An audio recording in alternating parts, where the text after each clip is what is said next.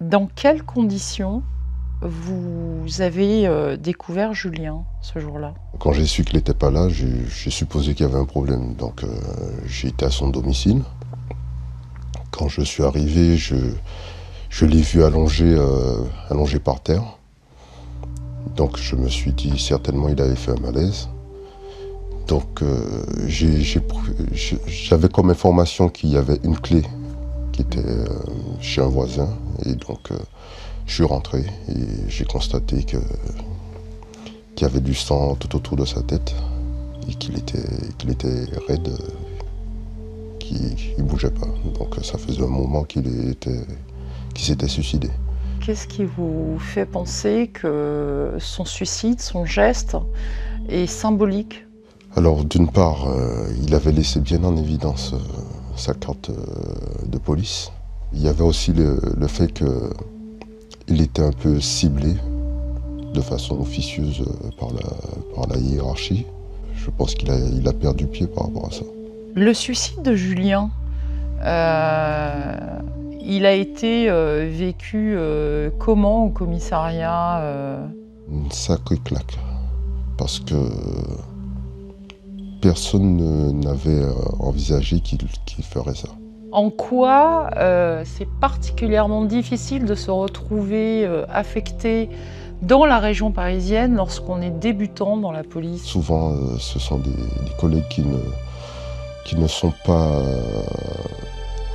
connaissent pas la problématique de l'Île-de-France. Donc ils arrivent, c'est une première affectation. Ils sont jeunes et ce sont les endroits les plus difficiles. C'est compliqué pour eux de s'adapter, donc l'éloignement familial, le problème du cycle horaire. C'est-à-dire? On a un week-end toutes les 6 semaines. Un week-end sur 6, j'imagine que pour la vie de famille, ça ne doit pas être simple.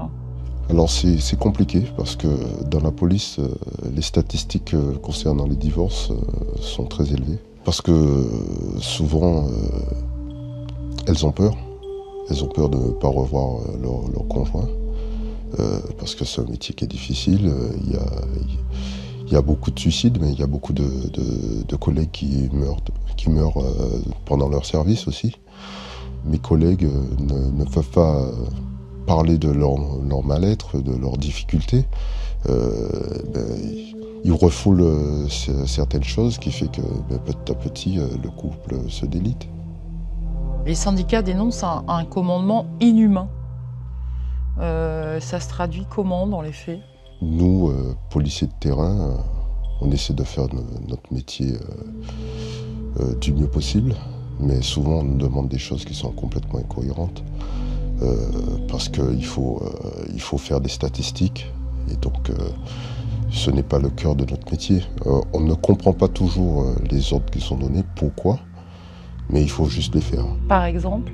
Des fois on n'a pas le temps de patrouiller parce qu'on a plein de points de passage à faire. Beaucoup de vos collègues me disent même dormir avec leur flingue posé sur la table de chevet. On peut être la cible. On a eu des exemples avec des couples, des policiers qui ont été tués par rapport à ça. Donc personnellement, j'ai toujours mon arme. Ne serait-ce que pour aller chercher les enfants à l'école, j'ai toujours mon arme sur moi. Pourquoi vous avez décidé de nous parler aujourd'hui?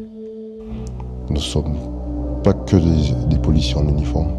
Nous avons des craintes comme eux. Nous avons des problèmes familiaux, des problèmes autour de nous. Mais qu'on est là pour faire notre métier.